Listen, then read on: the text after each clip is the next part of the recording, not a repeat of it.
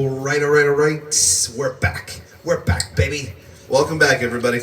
All right, we're gonna do another little episode here, segment 2.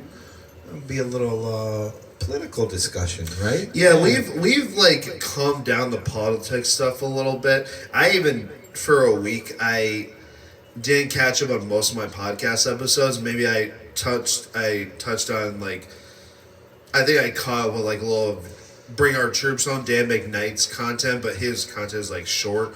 Or I'll chime in some clips of Tinpool or something, but I hadn't caught up on Dave Smith for a while, but I watched like a few days because his ones are only like an hour long, and I'm starting to get more into it. And then I watched probably my favorite Rogan episode right now, and that's when John Kiriakou was on there, who was a former CIA, I don't want to say, I don't really know if he was like a CIA officer, CIA like, not a chief, but he was a CIA employee, like someone that did deal in intelligence and stuff like that. But that was a fascinating episode. I learned a lot. I cannot believe how corrupt our government is and the stuff they did to him. Of all the people that he tried to blow the whistle on, he was the only person to get prison time, and not the people that were running the torture programs. That's what happens. It's you can't tell the truth anymore. No, you can't. And anytime you tell the truth, you're the one that gets persecuted. And this is why I don't respect our institutions. When they say, oh, you know, we got to do this, we got to do that, I'm like, yeah, who are the people trying to push you into war? Who are the people trying to get you to do the most inhumane things? But, you know, we can get into that in a little bit. But we're going to be talking about, he wanted to bring up Turning Point USA and what's going on with them right now. The conservative movement that is just in general, it's fractured. Like it's almost like Candace Owens and Tucker Carlson versus everybody else. It's like versus everybody else, like and then there's the Nick Fuentes that's been entering more of the space. Dave Smith is like he's still talking to everybody, but he's like, dude, like Nick Fuentes is not that big of a threat. It's such a mess. Dave Smith's not a conservative, but I'm just saying that. Like, this is the war that they're in right now.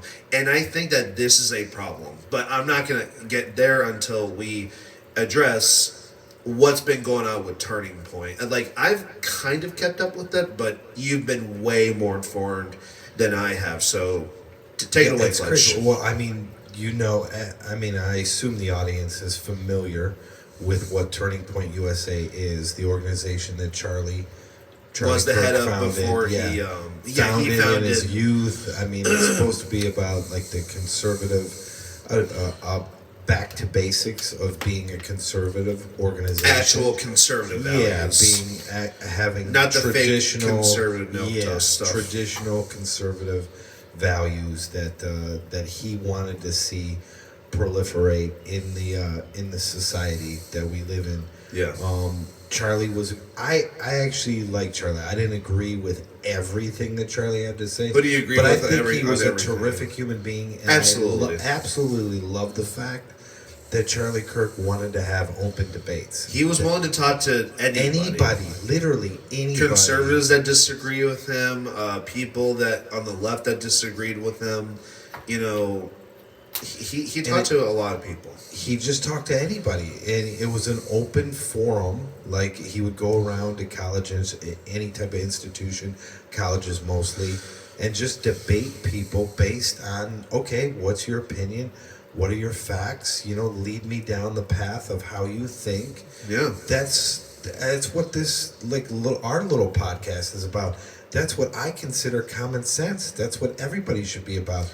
Hey, sit down, tell me your ideas, tell me your beliefs, and let's have... If you want to be real... It doesn't have to be a debate. Let's have a conversation. You know, his format was actually traditionally liberal. That was the liberal position. Correct. Was to sit Back down. in the day. Not to say that conservatives didn't believe in free speech. It's just that was the liberal position, which is why I hate the Democratic Party, because I believe in liberal values that they don't hold anymore. No. That's actually my problem with the Republican Party. May not necessarily the conservative movement. It's the Republican Party that don't hold their values. Like, I don't agree with the left because traditionally liberal, they're pro-free speech.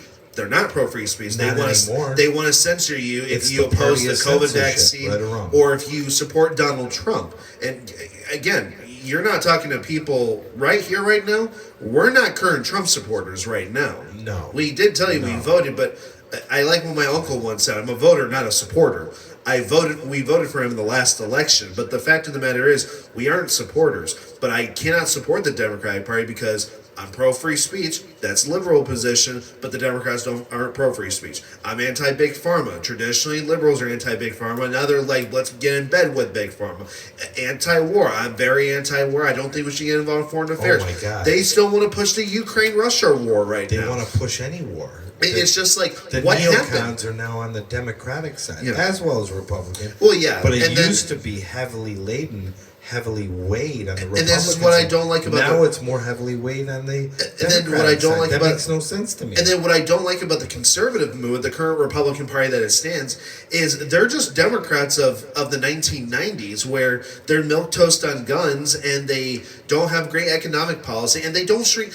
Conservatism, it's conserving like the size of government, the spending and everything. Well, guess what? Spending went up under Trump just like it did under Biden.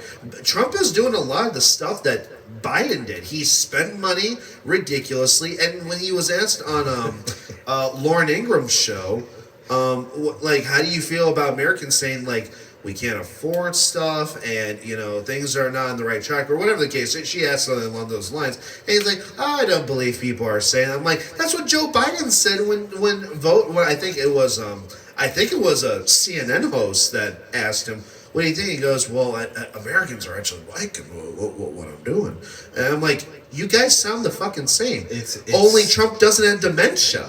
Yeah, Trump's out of touch. He's out of touch. Again, and the biggest thing of all is when they say, "Oh, we want small government." When was the last time we had a Republican that actually shrunk the size of government? They've only expanded it, and this is my current problem with Turning Point. People like Turning Point USA and everyone else, they're saying we're okay with this. Well, it's like, you're not for conservatism then, if you're really not pushing for almost absolute gun ownership that doesn't involve nuclear weaponry. It's like everything else. It's under the guise of something like, oh, hey, we're conservative.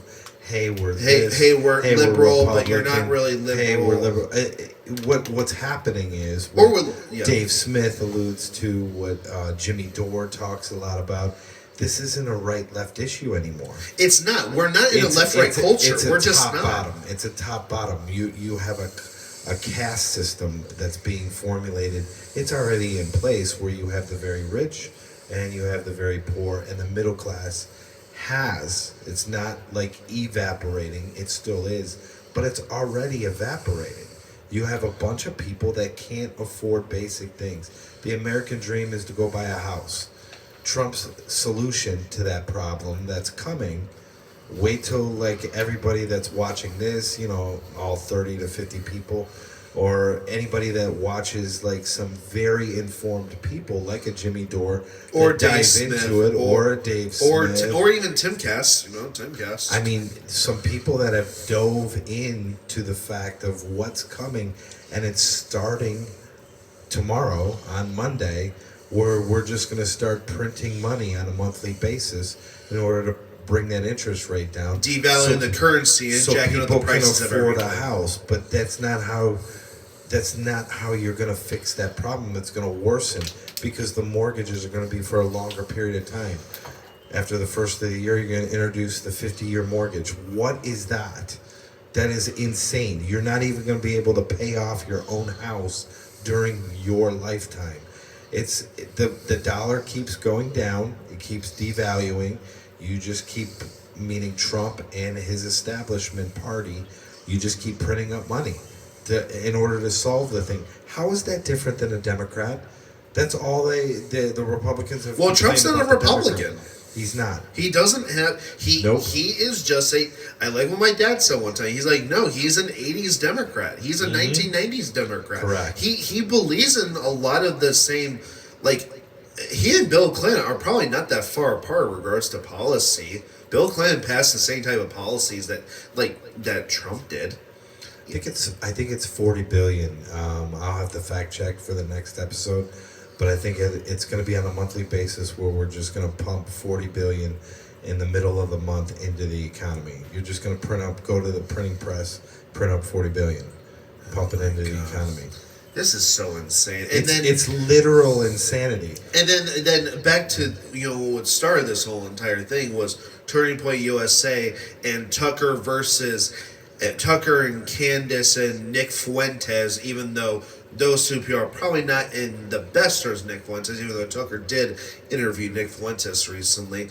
Did you see it, by the way? What Tucker and Nick? I've watched Dave Smith and Nick Fuentes. I've watched Nick Fuentes and Tucker Carlson. The one I did not watch was Nick and Piers, which I'm hearing a lot of heat about that right now. Correct. I've watched all three. I thought the Tucker Nick Fuentes. I don't know why Tucker got so much flack. I actually enjoy listen.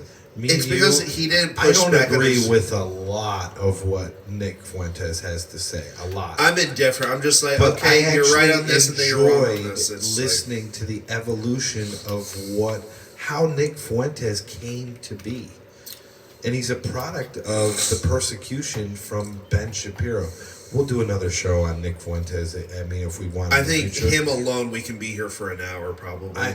It was fascinating to listen to Nick talk about because Tucker just asked him basic questions like, okay, take me through the steps of how did you become what you've become? I mean, you have a massive following. The guy had it was 100 people that watched his little YouTube show, literally, and then he grew into this massive force now that, again, he has some extreme viewpoints, but I mean, there's got to be relativity somewhere because he got millions of people following this guy. Now I don't agree with everything that he says. Again, you're not going to fully agree with someone on everything. No, not on everything, but there are some things that the guy makes a lot of sense. Yeah. He started out his political career, and again, we'll end it on Nick Fuentes. He was just a fan of Trump. He was an 18-year-old kid on a college campus. An actual America First person who wanted to bring America back to That's why he liked Trump. And he wore a MAGA hat, and he caught a lot of flack for it. And he did a debate. And then I believe what's her name? Is it Corey Dillon? I don't remember the name. The name is blanking. She's affiliated with Ben Shapiro. Yeah, I don't. I think it might have been like Courtney or something like that. I don't know. Dylan is in the name, and then he grew from there. They gave him a little bit of stuff to do, but he would not sign off. Like, hey, do you want to go to Israel? And hey, do you want to push this pro-Israel agenda? And he's like, no, I'm America first. Exactly. Then they called him Ben Shapiro, and he's still a nobody at the time. He's an 18-year-old kid. Ben Shapiro tweets out that he's an anti-Semite. Yeah, it kind of puts him inadvertently on the map. So anybody that's complaining about Nick Fuentes, why don't you go call up Ben Shapiro, and you have him to blame for putting Nick Fuentes on a map, so to speak. Fuentes is talented. He's a very well-read guy. He's a good speaker. He has a very conversational style. I also watched Nick on PBD, by the way. Oh, that's another good one. I haven't seen that one, so that's pretty good. That's on my agenda. I want to see that. But anyways, but no, this is, and it's really you've got this fracturing, and what's coming in the near future is because of this fracturing of the conservative movement. I guarantee the Democrats, and it's my worst fear, they're going to swoop in, they're going to take the election, and we're right back to when Biden won the office, and you got all of this fucking bullshit policy that comes about, and you got open borders, you got just chaos again. And this is what I've been trying to, I remember, and I know I said this on a previous episode, and unfortunately I need to keep saying this because of the midterms coming up, and because of the, in a few years, about 3 years from now, we're going to have another election, a presidential election. Mm-hmm. I've been warning the conservative movement since, essentially, kind of since October 7, 2023. Right. But really, really since like August of 24. I'm not going to say, I was there from the beginning. I was uninformed. I didn't, unlike you, Fletch, where you learned about the history of Israel and Palestine growing up, I didn't know about this. Sure. I think I learned about it, because I had a Muslim coworker. He kind of like before October 7th. Correct. He like told me a little bit like, yes, you know, well, or actually I dated a Muslim girl the year prior, so 2022, where I learned a little bit of the history beyond. I'm like, oh, well, okay, like, you know, I'm learning more. So I didn't grow up. The only thing I knew about Jewish people was there's still Jewish people around, and a Holocaust happened that killed 6 million of them, which I still, by the way, before people want to call us anti-Semitic, I find that event abhorrent. I think it is horrible that happened. Course. I mean, you kill 6 million people of anyone. I don't care if you're Jewish, Muslim, American. It doesn't matter. If I find out 6 million people died, that's a problem for me, as far as I'm concerned. Why? Because one death is not okay with me.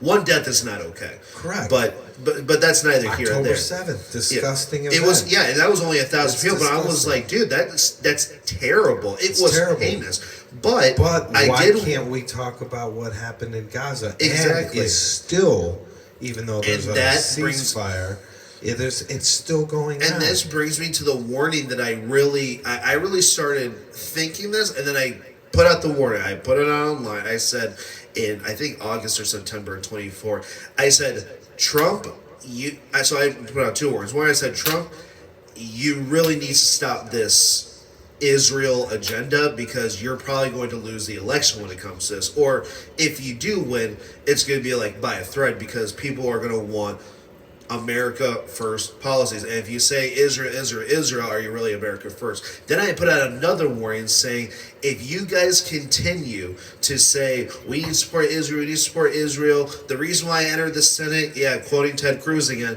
I entered the Senate was to support Israel. If you guys keep showing that you're very pro a foreign government, and America barely comes out of your mouth, your word of vocabulary, you're going to, we just saw this in a race I didn't pay attention to.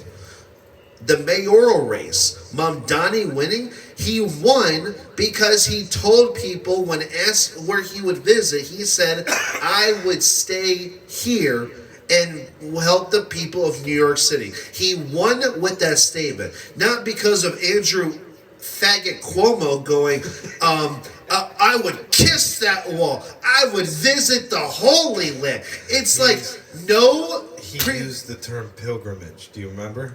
Did see? Yeah. I didn't. Yeah, I didn't know that. If you see the actual thing, he goes, I would make another pilgrimage. I would. Oh yeah.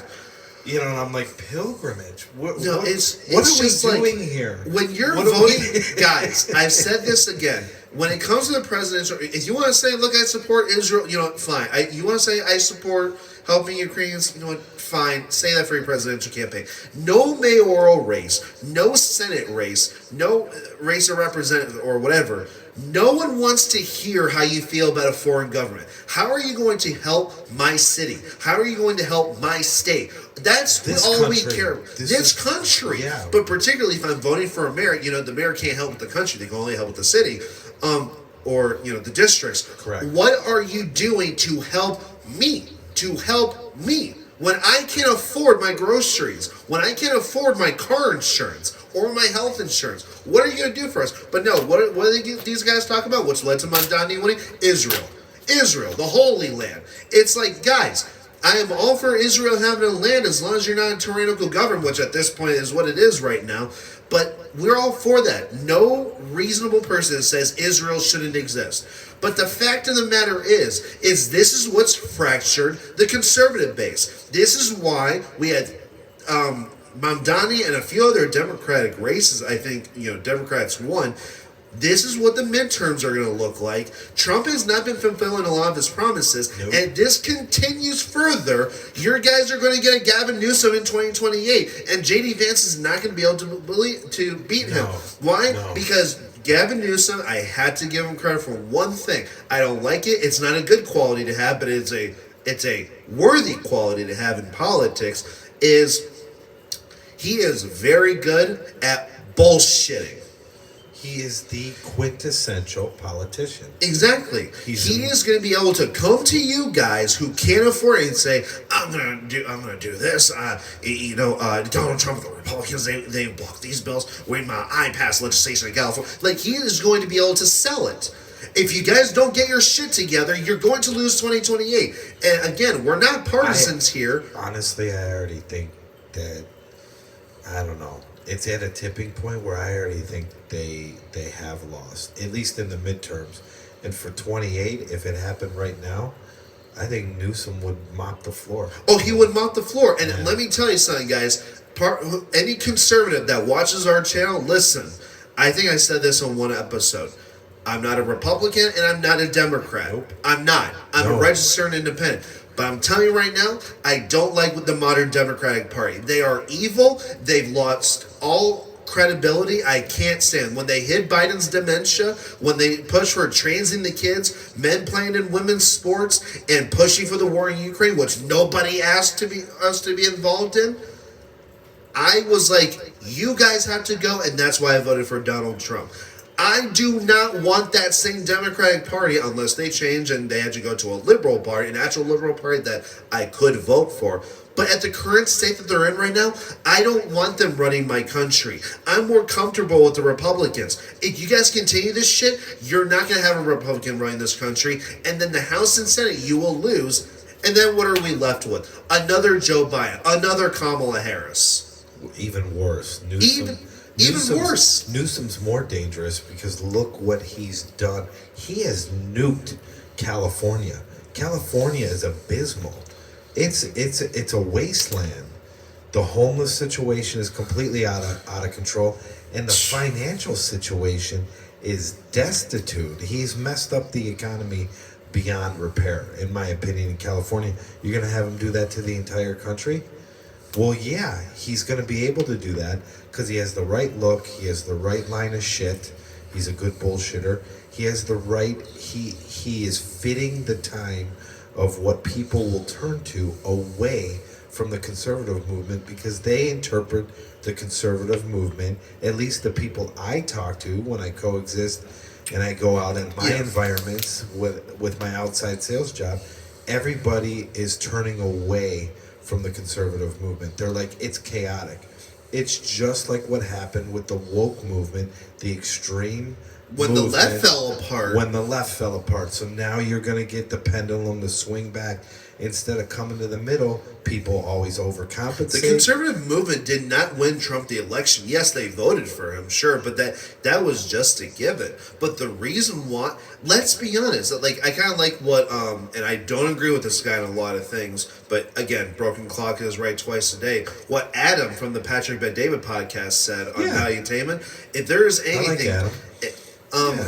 I don't agree with him on a lot of stuff, but I like the fact that he's on that podcast because you get the back and forth and you find what the answer is in the middle. It's not in Vinny, which is extreme, like conservative on the right, and it's not Adam. It's PBD. That's why I like that. Well, PBD always looks like he's right. PBD's brilliant. He's a business guy at heart, so he does that on purpose. You got then you got Tom over there throwing around numbers because Tom's great at numbers. He's probably the best member of you that got panel, a perfect podcast, and that's why it works. Yeah, PBD's no dummy. He's smart. No, he's definitely not a dummy. But anyway, I do like what Adam said at one point. He says the people that determine the elections, it's not the Democrats or Republicans. It's the independents that don't know who to choose. So the fact of the matter is, Trump won this election because there was a lot of disaffected Democrats who would prefer, actually people like Zachary Levi, he talked about it.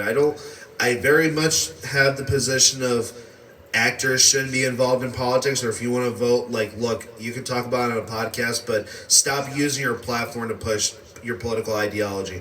I'm looking at you, Harrison Ford, and with Captain America Brave New World. No, he literally said the Red Hulk was a representation of what Donald Trump's president. So that's great. It's just ridiculous. But the fact of the matter is, people that supported RFK Jr. went to vote for Trump. Those people that wanted Tulsi Gabbard went to vote for Trump. Those disaffected Democrats, even people on the left, were like, actually, people like Brett Weinstein even said, like, he's still, Democrats, that is my party, I come from that, I'm still a Democrat, but he said he threw his support behind the Trump administration because the left, just like the right is now, was completely fractured. They said, hey, I just said I don't want men in women's sports. That was it. Some people, they said that was their only statement that got them kicked out of the party was, look, I don't believe in government corruption. Look, I don't believe men should be in women's sports. Hey, maybe 3-year-olds shouldn't get a trans surgery. Maybe. Yeah, Look right? Look what it did to me. Oh, sorry. That's it. We're done. Most effective ad in the last 40 years of political ads. Let me guess, was it the Kamala Harris one? It was the one, Kamala Harris, she's for they, them. And Trump is for you. And then Donald Trump is for you.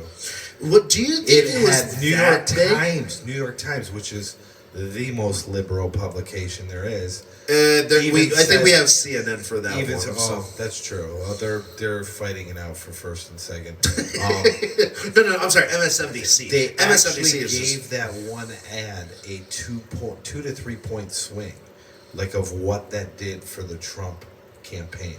That's enormous. If you can get an ad that gets you in a 0.3 to 0.5 swing in a direction, it's considered a landmark ad. Seriously? That ad was transcendent. That was that big of a deal? It was that big of a deal. Like, I knew it would swing some people, but was it like that magnificent? It was that big, according to the pollsters and the people that are like pundits for political behavior. Yeah, that resonated with people.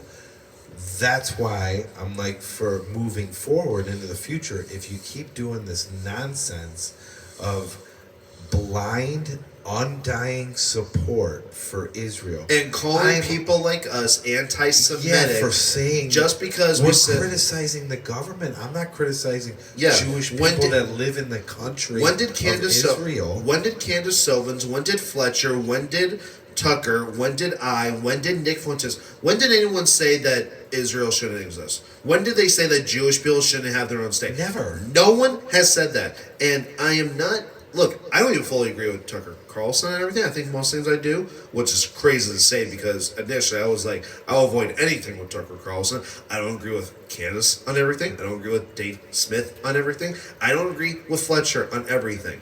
But you guys got to stop with the name calling. Stop calling us anti-Semitic because we say that a government shouldn't kill 20, 30, 40, 50,000 people. I think that's what the death count is up to right now. Well, the death count's over 100. 100? Yeah, I thought that was Russia, Ukraine. No, you have over 40,000 children that have been killed in the situation. So if you guys continue this... 39,000. I'm sorry, I didn't want to round. Yeah. That would be inappropriate. It was only 39,000. It was just like that douchebag. I don't know what his name is. Just last day, there's supposed to be a ceasefire, Nick. It was 2 weeks ago. It was 2 days before I left for the Philippines. They blew up a bus. Had 27 kids on it. Wow. Oh, well, there was somebody in Hamas on the bus. What? Dude, it's just like, what are you blowing up a bus full of kids for? A year ago, we suspected, and we have that right because we're the IDF. And we have undying support from America, so we can go do that because that's a threat, and we have the right to defend ourselves from October 7th. So I can blow that bus up. Yeah, I can defend myself 3 years later. What kind of logic is that? A year ago, October 7th happened to you. What are you doing? Let me tell you. What are you doing? I watched a Timcast IRL episode last year just because I didn't realize he was on there. It was actually one where Cenk Uygur came back. He had a previous appearance on Timcast in 23. He came back in 24, shortly after Trump won the election. And he had a debate with... You would think I would have remembered his name, but I don't. He's a tool. He's a MAGA Israeli shill. That's what I like to call him. But he has this very...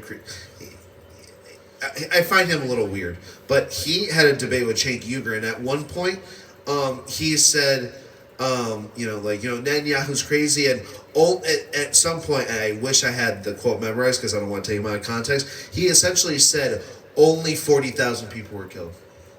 Only 40,000. This was November 24. 24. Don't you love the logic? Yeah. Oh, only 40,000 people died. It wasn't 41 or 45. Because, as of 2 months ago, it was 70 times. There were basically 72 October 7ths that had already been committed. like in terms of the death count, like in terms of the fatality. So now you flash forward, it's a month and a half later, you're getting close to like 100K in people, getting close to 40,000 in children. Like, what do they have to do with anything? One dead child is like, what do no they have good to do for with me. anything? Hey, Like, if you kill 40,000 people, and you you're get these a disgraceful people that nation. come on these major publications, major broadcasts, major podcasts, whatever it may be, whatever medium, and they just go, well, that's collateral damage in war. Well, wait a minute. What are we doing here? This is 2 years after the fact. Basically, you're just cleansing an area, right? So you can overtake it, and the Greater Israel Project can actually take place. I just saw... That's Netanyahu's goal. I just he saw has it come out. Who's the other guy? Who's the other?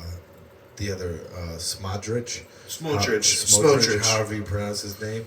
They've literally come out. This isn't like on. It's not a conspiracy theory that me and you are developing in a 2-degree barn. You know, it's really getting cold in here, by the way.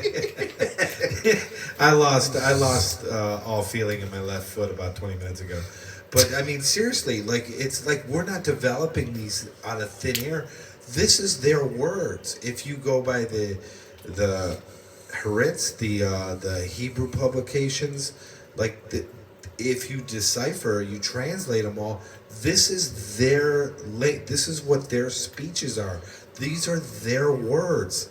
They're actually saying this. We're going to cleanse the area. 2 weeks ago, what is that? I actually have been meaning to tell you about this. I don't know why I didn't say. Cleansing. I don't know why I didn't save this footage. But when you were in the Philippines, I saw footage, dude. I saw literal news coverage of what Gaza looks like, dude. It looked like, you know what? Did you watch The Lion King?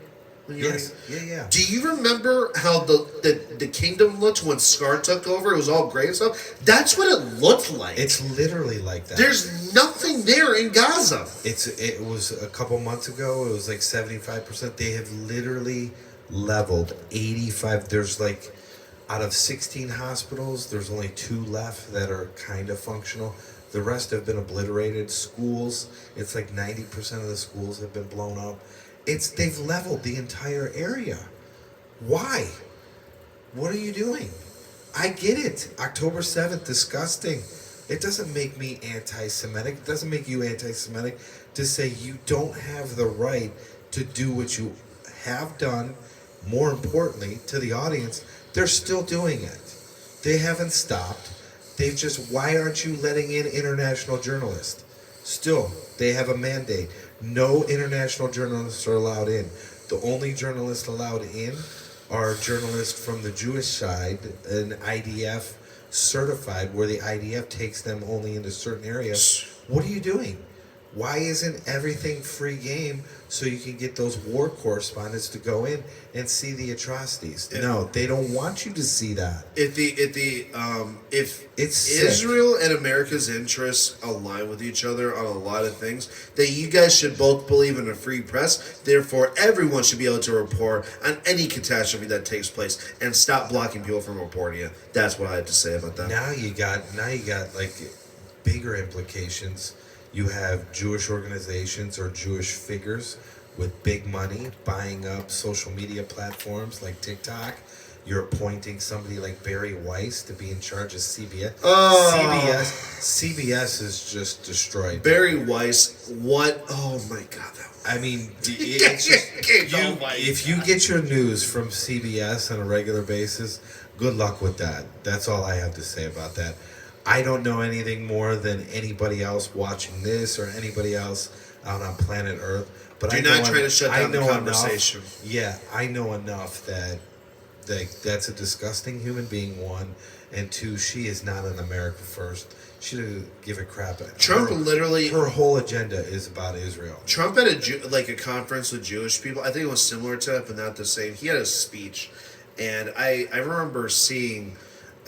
Trump literally admitted that Miriam Adelson is like, she might be like, she's truly America, like Israel first. He literally admitted that. He literally admitted that the people who donated billions of dollars to him in campaign funds who are a bunch of neocons, and have him appoint people that were so pro-Israel, like Mike Waltz and all these other people. They are pro-Israel first. And look, if you want to be pro-Israel, that's fine. In fact, I kind of like what, I forget who said this. I think it was, might have been Cenk Uygur, actually, or Anna Kaspar, or somebody of that vein. Someone said, okay, look, you can be pro-Israel. Okay, why don't you go move over there? Agreed. I don't have a problem with people. Yeah, but that's I want people to, like, if you want to live in Israel, go live in Israel. That's then fine. Why are you asking from America? It's $4.1 billion a year. It's on like a continual, like, it's almost like a credit card. Every January, we give them why are we giving you $4.1 billion? Like, why? So ridiculous. Where's the accountability for where that money goes? It just, nothing makes sense anymore. And you can't question anything, and then you're immediately labeled, oh, you're anti-Semitic? And I'm like, what? No. I'm going to be, you know what? Just for I the had record sex here, with a Jewish woman. I am not anti-Semitic. I don't discriminate. I think the episode's coming to an end. It's coming to an end. That's it. Yeah, that's it. But no, I'm going to leave it on this note. On the topic of anti-Semitism, I'm gonna hold on, I got frostbite on an episode of the I'm gonna look this up. So anti-Semitism is hostility, prejudice, and discrimination against Jews, often rooted in negative stereotypes, myths, or hatred, manifesting in verbal attacks, physical violence, discriminatory actions, or conspiracy theories targeting Jews as individuals, their property, or institutions like Israel or Jewish religious sites. So by this definition, we're not anti-Semites. We are not hostile towards Jewish people. We have no prejudice against them. We will not discriminate anyone based on their ethnicity or religion or anything like that. We don't do that. We have no hatred for them. We don't believe myths of, like, you know, like Marjorie Taylor Greene, as good as she's been on the Israel versus Palestine issue. And man, that's honestly, we should have snuck that in there, but you know, we're low on time. But man, her claim in 2018 that California fires are caused by Jewish space lasers, that's a problem for me. But we don't believe that. We don't believe that nonsense. No.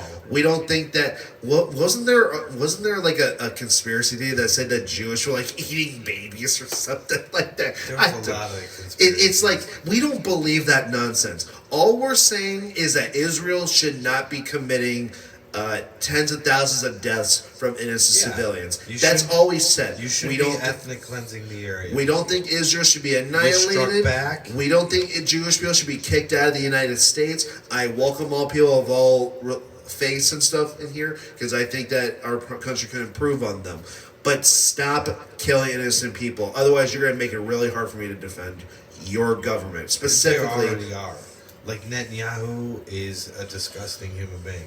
He should go to prison. The reason he's keeping the whole conflict because going, he'd go to prison after. Because he would immediately go to prison right afterwards. So or at the very least, right now he's buying himself some time, and he's got his buddy like a Trump, which is disappointing, or other people advocating for a pardon. Or at the very least, he's kicked out of office. Why don't you give in that speech just a week ago, why don't you give a pardon to this guy? Where Trump's talking to the prime minister Bibi Netanyahu literally asked for a pardon. He literally asked for a pardon. I'm like, are you kidding me? Why can't we get this guy out? That's what he says in a speech, Trump. Why can't we get this guy a pardon? The guy's a war criminal. He's a scumbag. Why would you want to help that guy? I don't care if he's from Israel. Trump is just as much of a war criminal as he is. I don't care if he's from Hamas. I mean, they're both those parties. You know, I don't understand why you have to, and it goes back to left-right thing. People are so ignorant. Both things can be bad. Ukraine and Russia, which side are you on? I don't like either of them. How about both are corrupt countries? Yeah. Ukraine is not it's not a bastion of democracy. It's, in fact, they suspend their elections. They fund gain-of-function research. They shut down all church. You can't even go to church in the Ukraine. Nobody talks about that. Like, it's like, come on. We're not pro-Russian. We oppose Vladimir Putin and what he did. Putin's a scumbag. He should have started the war to begin people with. To get in office. Like, come on. Both parties are bad. This is a case. Hamas is disgusting. I wish they would not cease to exist off of planet Earth. Yeah. But then Yahoo should be in jail, and he should rot in jail for the rest of his life. Fully agree there, and Boom, hopefully done. the audience can agree with us. So we're going to conclude that episode. We will follow up with another one. We'll follow up with you want to do another one today? Yeah, we can sneak a little pop culture in there if you want. Hold on, let's see what time we got. It's almost 5 o'clock, so we got time for one more. Then we got time for about what, a half an hour? Yeah, 15 minutes, half 15 hour. minutes. Probably, Right. it's going to be We'll be back in a second. So we're going to lighten the mood with some pop culture news. Although the start will be well, you go and watch the episode and see for yourself. If I have the earmuffs on in the next episode, you'll know why. So. All right, guys, we'll see you on the next one.